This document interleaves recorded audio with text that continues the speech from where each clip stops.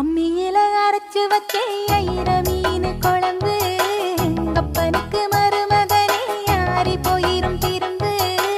வாசம் மூக்க தொலைக்குது நாக்க சுண்டி இழுக்குது அந்த ருசி வந்த ரகசியம் எனக்கு தெரியுது அம்மியில அரைச்சு வச்சே ஐர மீன் குழம்பு அப்பனுக்கு மருமகனே யாரி போயிரும் திரும்பு